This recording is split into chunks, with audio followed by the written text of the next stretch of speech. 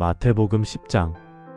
예수께서 그의 12제자를 부르사 더러운 귀신을 쫓아내며 모든 병과 모든 약한 것을 고치는 권능을 주시니라. 12사도의 이름은 이러하니 베드로라 하는 시몬을 비롯하여 그의 형제 안드레와 세베대의 아들 야고보와 그의 형제 요한, 빌립과 바돌로메, 도마와 세리마테, 알페오의 아들 야고보와 다데오, 가나나인 시몬과 가룟 유다 곧 예수를 판 자라. 예수께서 이 12를 내보내시며 명하여 이르시되 이방인의 길로도 가지 말고 사마리아인의 고을에도 들어가지 말고 오히려 이스라엘 집에 잃어버린 양에게로 가라. 가면서 전파하여 말하되 천국이 가까이 왔다 하고 병든 자를 고치며 죽은 자를 살리며 나병한 자를 깨끗하게 하며 귀신을 쫓아내되 너희가 거저 받았으니 거저 주라. 너희 전때에 금이나 은이나 동을 가지지 말고 여행을 위하여 배낭이나 두벌 옷이나 신이나 지팡이를 가지지 말라. 이는 일꾼이 자기의 먹을 것 받는 것이 마땅함이라. 어떤 성이나 마을에 들어가든지 그 중에 합당한 자를 찾아내어 너희가 떠나기까지 거기서 머물라. 또 그 집에 들어가면서 평안하기를 빌라. 그 집 위에 합당하면 너희 빈 평안이 거기 임할 것이요 만일 합당하지 아니하면 그 평안이 너희에게 돌아올 것이니라. 누구든지 너희를 영접하지도 아니하고 너희 말을 듣지도 아니하거든 그 집이나 성에서 나가 너희 발에 먼지를 떨어버리라. 내가 진실로 너희에게 이르노니 심판날에 소돔과 고모라 땅이 그 성보다 견디기 쉬우리라. 보라, 내가 너희를 보냄이 양을 이리 가운데로 보냄과 같도다. 그러므로 너희는 뱀같이 지혜롭고 비둘기같이 순결하라. 사람들을 삼가라. 그들이 너희를 공회에 넘겨주겠고 그들의 회당에서 채찍질하리라. 또 너희가 나로 말미암아 총독들과 임금들 앞에 끌려가리니 이는 그들과 이방인들에게 증거가 되게 하려 하심이라. 너희를 넘겨줄 때에 어떻게 또는 무엇을 말할까 염려하지 말라. 그때 너희에게 할 말을 주시리니 말하는 이는 너희가 아니라 너희 속에서 말씀하시는 이 곧 너희 아버지의 성령이시니라. 장차 형제가 형제를, 아버지가 자식을 죽는 데에 내주며 자식들이 부모를 대적하여 죽게 하리라. 또 너희가 내 이름으로 말미암아 모든 사람에게 미움을 받을 것이나 끝까지 견디는 자는 구원을 얻으리라. 이 동네에서 너희를 박해하거든 저 동네로 피하라. 내가 진실로 너희에게 이르노니 이스라엘의 모든 동네를 다 다니지 못하여서 인자가 오리라. 제자가 그 선생보다 또는 종이 그 상전보다 높지 못하나니 제자가 그 선생 같고 종이 그 상전 같으면 조카도다. 집주인을 바알세불이라 하였거든 하물며 그 집 사람들이라. 그런즉 그들을 두려워하지 마라. 감추인 것이 드러나지 않을 것이 없고 숨은 것이 알려지지 않을 것이 없느니라. 내가 너희에게 어두운 데서 이르는 것을 광명한 데서 말하며 너희가 귓속말로 듣는 것을 집 위에서 전파하라. 몸은 죽여도 영혼은 능히 죽이지 못하는 자들을 두려워하지 말고 오직 몸과 영혼을 능히 지옥에 멸하실 수 있는 이를 두려워하라. 참새 2마리가 한 아사리온에 팔리지 않느냐. 그러나 너희 아버지께서 허락하지 아니하시면 그 하나도 땅에 떨어지지 아니하리라. 너희에게는 머리털까지 다 세신 바 되었나니 두려워하지 말라. 너희는 많은 참새보다 귀하니라. 누구든지 사람 앞에서 나를 시인하면 나도 하늘에 계신 내 아버지 앞에서 그를 시인할 것이요 누구든지 사람 앞에서 나를 부인하면 나도 하늘에 계신 내 아버지 앞에서 그를 부인하리라. 내가 세상에 화평을 주러 온 줄로 생각하지 말라. 화평이 아니요 검을 주러 왔노라. 내가 온 것은 사람이 그 아버지와 딸이 어머니와 며느리가 시어머니와 불화하게 하려 함이니 사람의 원수가 자기 집안 식구리라. 아버지나 어머니를 나보다 더 사랑하는 자는 내게 합당하지 아니하고 아들이나 딸을 나보다 더 사랑하는 자도 내게 합당하지 아니하며 또 자기 십자가를 지고 나를 따르지 않는 자도 내게 합당하지 아니하니라. 자기 목숨을 얻는 자는 잃을 것이요 나를 위하여 자기 목숨을 잃는 자는 얻으리라. 너희를 영접하는 자는 나를 영접하는 것이요 나를 영접하는 자는 나를 보내신 이를 영접하는 것이니라. 선지자의 이름으로 선지자를 영접하는 자는 선지자의 상을 받을 것이요 의인의 이름으로 의인을 영접하는 자는 의인의 상을 받을 것이요 또 누구든지 제자의 이름으로 이 작은 자 중 하나에게 냉수 한 그릇이라도 주는 자는 내가 진심으로 너희에게 이르노니 그 사람이 결단코 상을 잃지 아니하리라 하시니라. 마태복음 10장에 나오는 인물을 공부해 보겠습니다. 빌립. 사도 빌립은 예수님을 처음부터 따랐던 제자 중 한 사람이었습니다. 빌립은 갈릴리 벳세다 출신으로 베드로와 안드레와 같은 고향 사람이었습니다. 예수님께서는 그에게 짧지만 분명한 한마디를 하셨습니다. 나를 따르라. 빌립은 망설이지 않고 예수님을 따랐습니다. 그리고 그는 곧바로 나다나엘을 찾아가 말합니다. 모세가 율법에 기록하였고 선지자들이 기록한 그 일을 우리가 만났으니 요셉의 아들 나사렛 예수라. 빌립은 설득하려 하지 않았습니다. 논쟁하지도 않았습니다. 그저 이렇게 말했을 뿐입니다. 와서 보라. 빌립은 계산하는 사람이었습니다. 5,000명을 먹이실 때 예수님께서 우리가 어디서 떡을 사서 이 사람들을 먹이겠느냐 물으시자 빌립은 현실을 계산하며 대답합니다. 각 사람으로 조금씩 받게 할지라도 200데나리온의 떡이 부족하겠습니다. 그는 믿음이 없어서가 아니라 눈에 보이는 현실을 먼저 보는 사람이었습니다. 그러나 예수님은 그 계산을 넘어서는 기적을 보여주셨습니다. 마지막 만찬 자리에서 빌립은 다시 한번 인간적인 갈망을 드러냅니다. 주여 아버지를 우리에게 보여주옵소서. 그리하면 족하겠나이다. 그때 예수님은 부드럽지만 단호하게 말씀하십니다. 빌립아, 내가 이렇게 오래 너희와 함께 있으되 내가 나를 알지 못하느냐? 나를 본 자는 아버지를 보았거늘. 빌립은 눈으로 확인하고 싶어 했던 제자였습니다.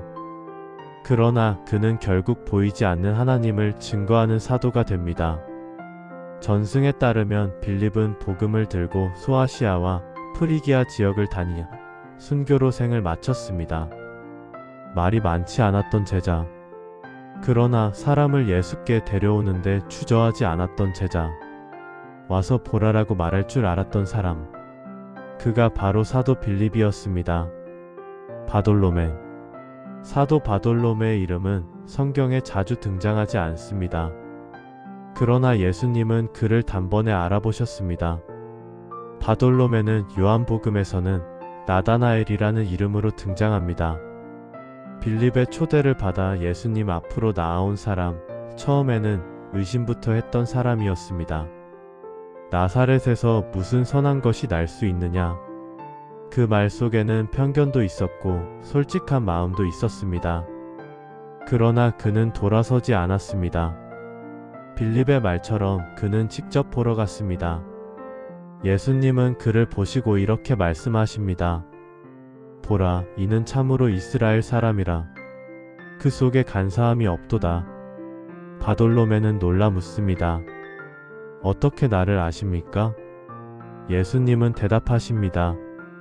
빌립이 너를 부르기 전에 내가 무화과나무 아래에 있을 때 내가 너를 보았노라. 그 순간 바돌로메의 의심은 고백으로 바뀝니다. 라비여, 당신은 하나님의 아들이시오. 당신은 이스라엘의 임금이로소이다. 그는 설명을 듣고 믿은 사람이 아니었습니다. 존재를 꿰뚫는 주님의 시선 앞에서 자신이 이미 알려져 있음을 깨닫고 믿은 사람이었습니다. 예수님은 말씀하십니다. 이보다 더 큰 일을 보리라. 하늘이 열리고 하나님의 사자들이 오르내리는 것을 보게 될 것이라고. 그 이후 바돌로메는 조용히 예수님을 따릅니다. 말씀을 기록하지 않았고 질문도 많지 않았습니다. 그러나 그는 끝까지 남았습니다. 교회 전승에 따르면 바돌로메는 복음을 들고 아르메니아와 동방 지역까지 나아갔고 혹독한 순교로 생을 마쳤다고 전해집니다. 의심으로 시작했으나 가장 깊은 고백에 이른 제자, 겉과 속이 같았던 사람, 주님 앞에서 숨길 것이 없었던 사람. 그가 바로 사도 바돌로메였습니다. 도마. 사람들은 그를 이렇게 기억합니다. 의심 많은 제자. 그러나 도마는 의심하기를 두려워하지 않았던 사람이었습니다. 믿기 전에 정직해지고자 했던 사람이었습니다. 그의 이름은 디두모, 곧 쌍둥이라는 뜻을 가지고 있습니다. 그가 누구와 닮았는지는 알 수 없지만 그의 모습은 우리와 많이 닮아 있습니다. 예수님께서 예루살렘으로 다시 가시려 하실 때 제자들은 모두 두려워했습니다. 그때 도마는 말합니다. 우리도 주와 함께 죽으러 가자. 그의 말에는 냉소가 아니라 결연함이 있었습니다. 도망치지 않겠다는 의지, 끝까지 함께하겠다는 각오였습니다. 그러나 십자가 이후 도마는 상처 입은 사람이 됩니다. 부활하셨다는 소식을 듣고도 그는 쉽게 믿지 못합니다. 내가 그의 손의 못자국을 보고 내 손가락을 그 못자국에 넣어보며 내 손을 그의 옆구리에 넣어보지 않고는 믿지 않겠다. 도마는 부활을 부정한 것이 아니라 거짓된 위로를 거부한 것이었습니다. 확인되지 않은 희망에 자신을 맡기고 싶지 않았던 것입니다. 여드레 후 예수님은 다시 제자들 가운데 서십니다. 그리고 도마를 부르십니다. 내 손가락을 이리 내밀어 내 손을 보고 내 손을 내밀어 내 옆구리에 넣어보라. 믿음 없는 자가 되지 말고 믿는 자가 되라. 도마는 만지지 않았습니다. 그는 무릎 꿇고 고백합니다. 나의 주님이시요 나의 하나님이시니이다. 이 고백은 복음서 전체에서 가장 깊은 신앙 고백 중 하나였습니다. 의심의 끝에서 나온 가장 분명한 믿음이었습니다. 도마는 복음을 들고 인도 땅까지 나아갔고 그곳에서 순교로 생을 마쳤다고 전해집니다. 의심했기에 떠나지 않았고 질문했기에 끝까지 머물렀던 제자. 믿음을 포기하지 않았기에 의심을 숨기지 않았던 사람. 그가 바로 사도 도마였습니다. 야고보. 사도 야고보. 그러나 그는 우리가 흔히 떠올리는 야고보와는 다른 사람입니다. 그의 이름 앞에는 늘 이런 수식이 붙습니다. 알페오의 아들 야고보 또는 작은 야고보. 성경은 그에 대해 많은 말을 하지 않습니다. 그의 말도, 그의 질문도, 그의 행동도 자세히 기록되어 있지 않습니다. 그러나 그는 분명 예수님께서 직접 부르신 12 제자 중 한 사람이었습니다. 알페오의 아들 야고보는 세베대의 아들 야고보와 구별되기 위해 작은 야고보라 불렸습니다. 키가 작았을 수도 있고 나이가 어렸을 수도 있습니다. 혹은 눈에 띄지 않는 사람이었기 때문일지도 모릅니다. 그는 무리 속에 섞여 있었고 늘 앞에 서기보다는 뒤에서 따랐던 사람처럼 보입니다. 그러나 침묵은 부재가 아닙니다. 기록되지 않았다는 것은 존재하지 않았다는 뜻이 아닙니다. 알페오의 아들 야고보는 예수님의 모든 여정을 함께했습니다. 갈릴리의 길도 예루살렘의 거리도 십자가의 그림자도 그는 벗어나지 않았습니다. 그의 믿음은 말이 아니라 머무름이었습니다. 외침이 아니라 동행이었습니다. 교회 전승에 따르면 알페오의 아들 야고보는 예루살렘 공동체에서 조용히 복음을 전했고 마침내 순교로 생을 마쳤다고 전해집니다. 그는 앞에 서지 않았지만 떠나지 않았고 이름이 자주 불리지 않았지만 부르심에서는 빠지지 않았던 제자였습니다. 작은 야고보. 그러나 그의 충성은 결코 작지 않았습니다. 그가 바로 알페오의 아들 야고보였습니다. 다데오. 사도 다데오는 여러 이름으로 불립니다. 다데오, 유다, 야고보의 아들 유다. 성경은 그를 다른 한 사람과 구별하기 위해 굳이 덧붙입니다. 가룟 유다가 아닌 유다. 그만큼 그의 이름은 오해받기 쉬운 이름이었습니다. 다데오는 복음서에서 많은 말을 하지 않습니다. 그러나 단 한 번 그는 예수님께 중요한 질문을 던집니다. 마지막 만찬의 자리에서 다데오는 묻습니다. 주여, 어찌하여 자기를 우리에게는 나타내시고 세상에는 아니하려 하시나이까? 그 질문 속에는 야망이 없었습니다. 자리를 요구하는 마음도 없었습니다. 그는 단지 알고 싶었습니다. 왜 주님의 길은 조용한가? 왜 하나님의 일은 드러나지 않는가? 예수님은 그 질문에 사랑으로 답하십니다. 사람이 나를 사랑하면 내 말을 지키리니 내 아버지께서 그를 사랑하실 것이요. 우리가 그에게 가서 거처를 그와 함께 하리라. 다데오는 그날 하나님의 나라는 밖으로 드러나는 권세가 아니라 안에 머무는 임재라는 사실을 배웠습니다. 그는 눈에 띄지 않는 제자였습니다. 기적을 일으켰다는 기록도 앞에 나섰다는 흔적도 없습니다. 그러나 예수님은 그를 부르셨고 그는 끝까지 남았습니다. 다데오는 메소포타미아와 페르시아 지역까지 복음을 전했고 순교로 생을 마쳤다고 전해집니다. 이름이 알려지지 않아도 질문 하나로 주님의 마음을 들여다본 제자.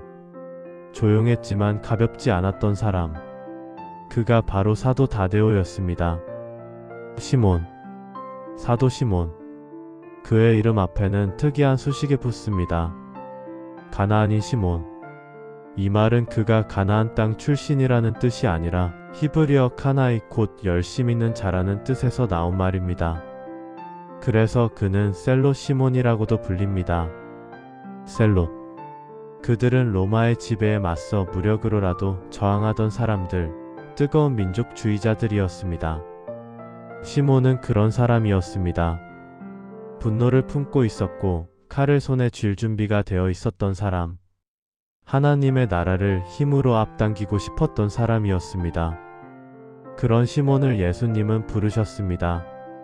그 부르심은 그의 신념을 강화하기 위함이 아니었습니다. 그 신념을 내려놓게 하기 위함이었습니다. 12 제자 가운데에는 로마에 협력하던 세리마테도 있었습니다. 칼을 들던 사람과 세금을 걷던 사람이 같은 스승 아래 앉아 있었습니다.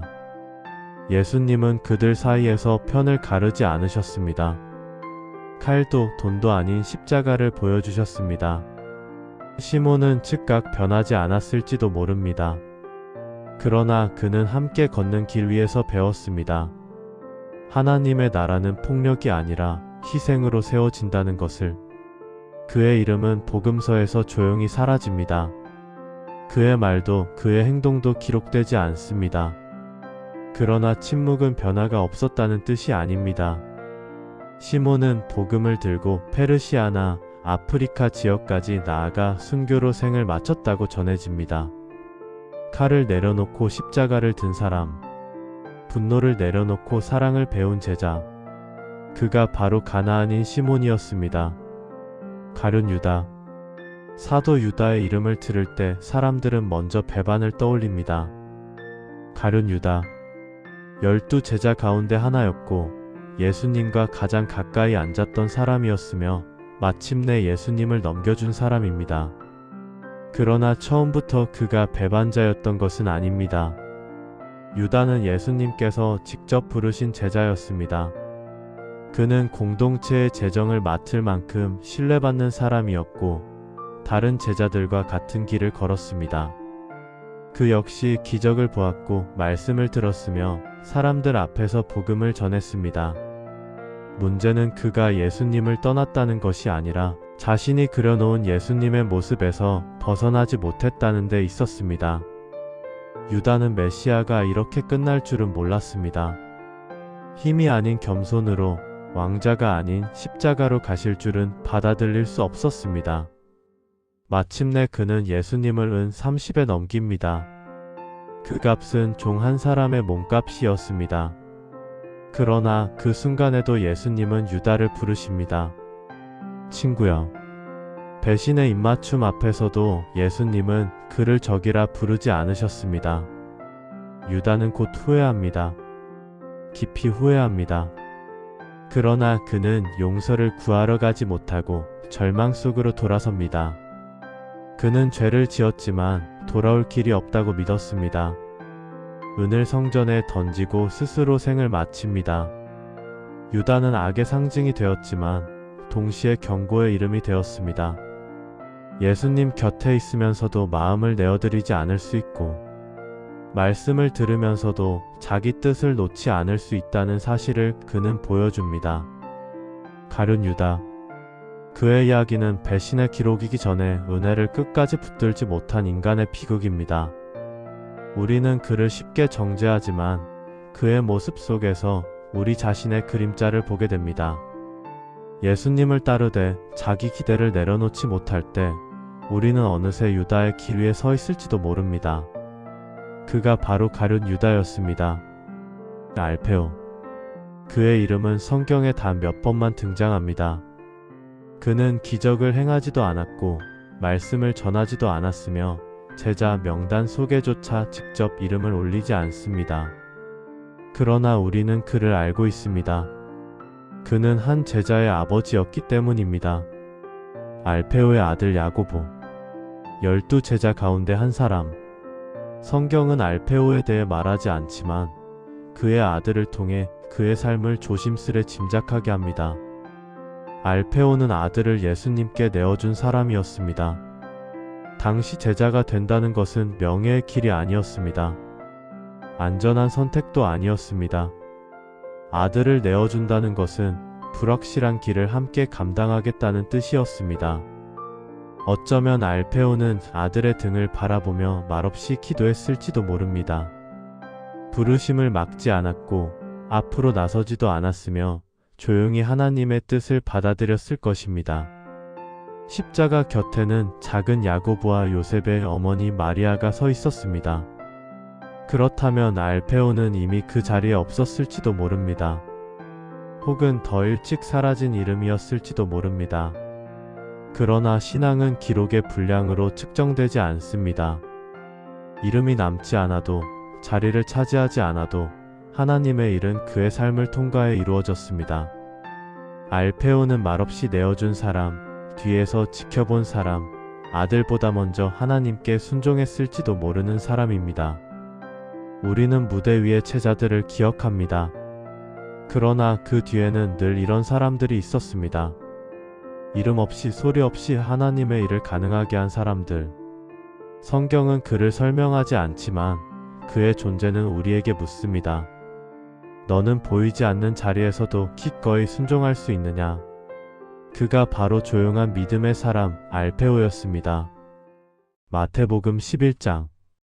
예수께서 12제자에게 명하기를 마치시고 이에 그들의 여러 동네에서 가르치시며 전도하시려고 거기를 떠나 가시니라. 요한이 옥에서 그리스도께서 하신 일을 듣고 제자들을 보내어 예수께 여짜오되 오실 그이가 당신이 오니까 우리가 다른 일을 기다려오리까? 예수께서 대답하여 이르시되 너희가 가서 듣고 보는 것을 요한에게 알리되 맹인이 보며 못 걷는 사람이 걸으며 나병 환자가 깨끗함을 받으며 못 듣는 자가 들으며 죽은 자가 살아나며 가난한 자에게 복음이 전파된다 하라. 누구든지 나로 말미암아 실족하지 아니하는 자는 복이 있도다 하시니라. 그들이 떠나매 예수께서 무리에게 요한에 대하여 말씀하시되 너희가 무엇을 보려고 광야에 나갔더냐? 바람에 흔들리는 갈대냐? 그러면 너희가 무엇을 보려고 나갔더냐? 부드러운 옷 입은 사람이냐? 부드러운 옷을 입은 사람들은 왕궁에 있느니라. 그러면 너희가 어찌하여 나갔더냐? 선지자를 보기 위함이었더냐? 옳다. 내가 너희에게 이르노니 선지자보다 더 나은 자니라. 기록된 바 보라 내가 내 사자를 내 앞에 보내노니 그가 내 길을 내 앞에 준비하리라 하신 것이 이 사람에 대한 말씀이니라. 내가 진실로 너희에게 말하노니 여자가 낳은 자 중에 세례 요한보다 큰 이가 일어남이 없도다. 그러나 천국에서는 극히 작은 자라도 그보다 크니라. 세례 요한의 때부터 지금까지 천국은 침노를 당하나니 침노하는 자는 빼앗느니라. 모든 선지자와 율법이 예언한 것은 요한까지니 만일 너희가 즐겨받을진대 오리라 한 엘리야가 곧 이 사람이니라. 귀 있는 자는 들을지어다. 이 세대를 무엇으로 비유할까? 비유할건대 아이들이 장터에 앉아 제 동물을 불러 이르되 우리가 너희를 향하여 피리를 풀어도 너희가 춤추지 않고 우리가 슬피 울어도 너희가 가슴을 치지 아니하였다함과 같도다. 요한이 와서 먹지도 않고 마시지도 아니하매 그들이 말하기를 귀신이 들렸다 하더니 인자는 와서 먹고 마시매 말하기를 보라 먹기를 탐하고 포도주를 즐기는 사람이여 세리와 죄인의 친구로다 하니 지혜는 그 행한 일로 인하여 옳다함을 얻느니라.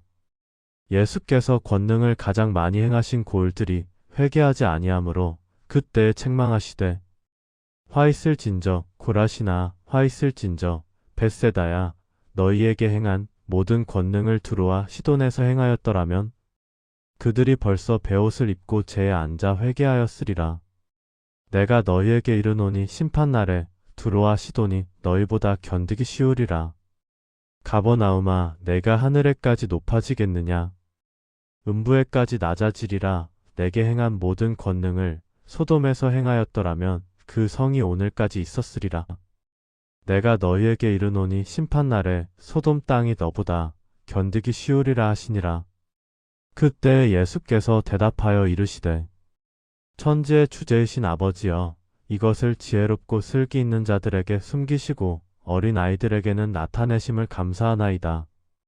옳소이다. 이렇게 된 것이 아버지의 뜻이나이다. 내 아버지께서 모든 것을 내게 주셨으니 아버지 외에는 아들을 아는 자가 없고 아들과 또 아들의 소원대로 계시를 받는 자 외에는 아버지를 아는 자가 없느니라.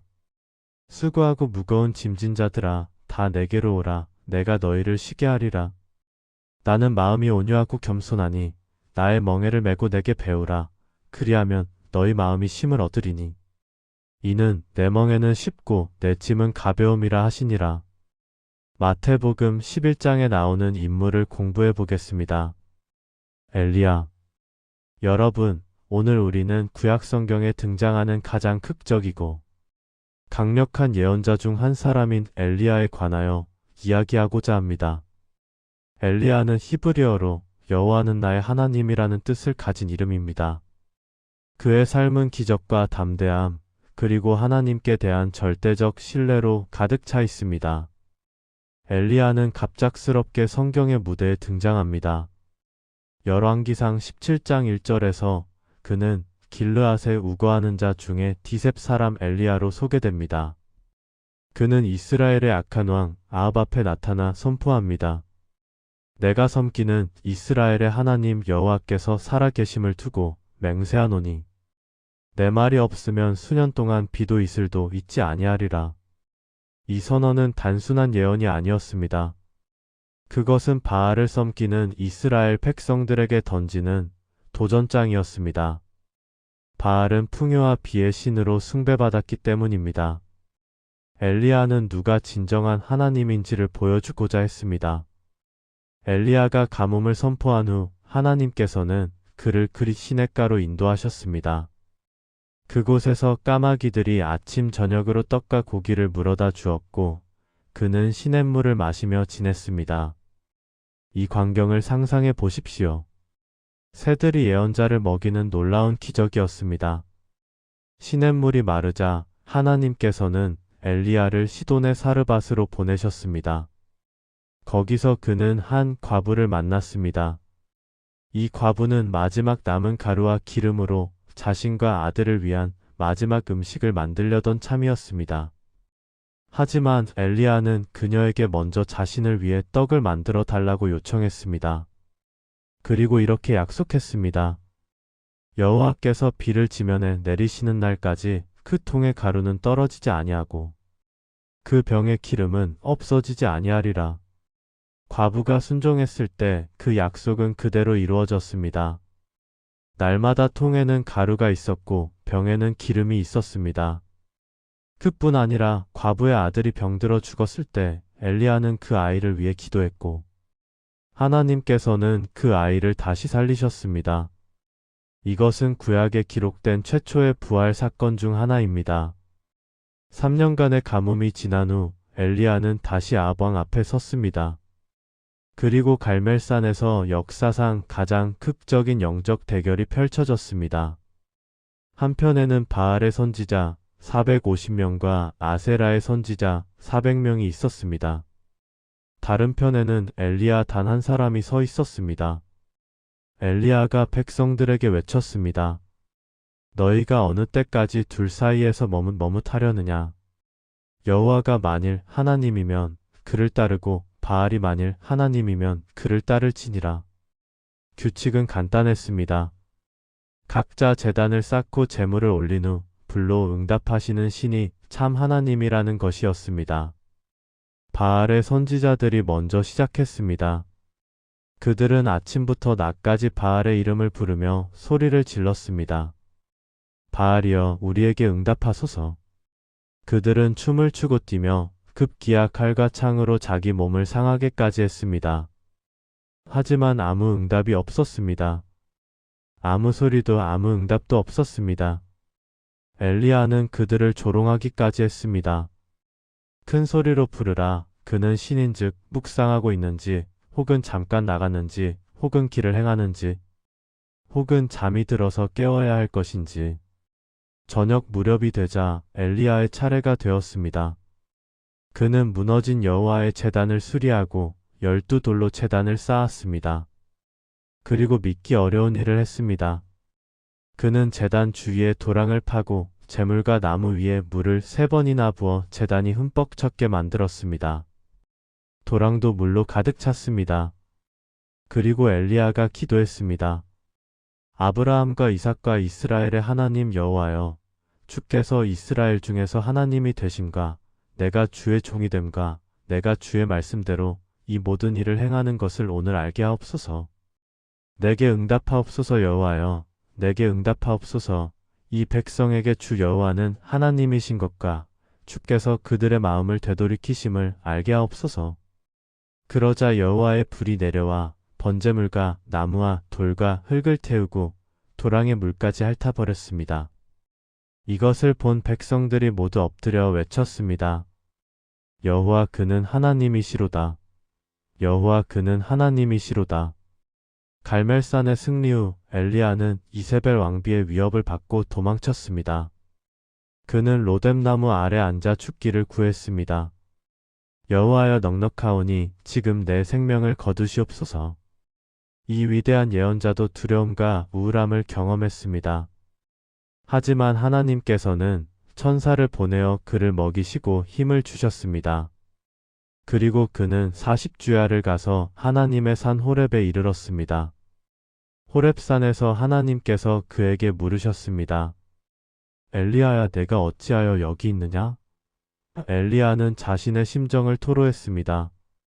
이스라엘 자손이 주의 언약을 버렸고 주의 제단을 헐었으며 칼로 주의 선지자들을 죽였사오니 오직 나만 남았거늘 그들이 내 생명도 찾고자 하나이다. 그때 하나님께서 말씀하셨습니다. 너는 나가서 산에서 여호와 앞에 서라. 큰 바람이 지나갔지만 여호와께서는 바람 가운데 계시지 않았습니다. 바람 후에 지진이 있었지만 여호와께서는 지진 가운데 계시지 않았습니다. 지진 후에 불이 있었지만 여호와께서는 불 가운데도 계시지 않았습니다. 그 후에 세미한 소리가 있었습니다. 엘리야가 그것을 듣고 겉옷으로 얼굴을 가리고 나가 굴 어귀에 섰습니다. 하나님께서는 때로 우레와 불 가운데 계시지만 때로는 고요하고 작은 음성으로 말씀하십니다. 엘리야의 지상 사역이 끝날 무렵 놀라운 일이 일어났습니다. 그의 제자 엘리사와 함께 걸어가고 있을 때 갑자기 불수레와 불말들이 나타나 두 사람을 갈라놓았습니다. 엘리야는 회오리 바람으로 하늘로 올라갔습니다. 엘리사가 소리쳤습니다. 내 아버지여, 내 아버지여, 이스라엘의 병거와 그 마병이여. 엘리야는 죽음을 보지 않고 하나님께로 직접 올려진 두 사람 중 한 명이 되었습니다. 다른 한 명은 에녹입니다. 엘리야의 이야기는 구약에서 끝나지 않습니다. 말라기 선지자는 여호와의 크고 두려운 날이 이르기 전에 내가 선지자 엘리야를 너희에게 보내리니라고 예언했습니다. 신약시대 예수님께서는 세례 요한이 오기로 한 엘리야라고 말씀하셨습니다. 마태복음 11장 14절에서 만일 너희가 즐겨받을진대 오리라 한 엘리야가 곧 이 사람이니라고 하셨습니다. 또한 변화산에서 엘리야는 모세와 함께 나타나 예수님과 대화했습니다. 율법으로 상징되는 모세와 선지자로 상징되는 엘리야가 예수 그리스도를 증거함을 보여주는 상징적 인물이었습니다. 엘리야의 삶은 우리에게 무엇을 가르쳐 줍니까? 그것은 하나님의 능력, 믿음의 담대함, 그리고 인간의 연약함 속에서도 일하시는 하나님의 은혜를 보여줍니다. 엘리야는 완벽한 사람이 아니었습니다. 그도 두려워했고 낙심했으며 도망쳤습니다. 하지만 하나님께서는 그를 버리지 않으셨고 그를 통해 놀라운 일들을 행하셨습니다. 우리도 엘리야처럼 하나님을 신뢰하며 담대하게 믿음으로 나아갈 수 있습니다. 여호와 그는 하나님이시로다 라는 외침은 오늘 우리에게도 여전히 유효한 고백입니다. 아멘.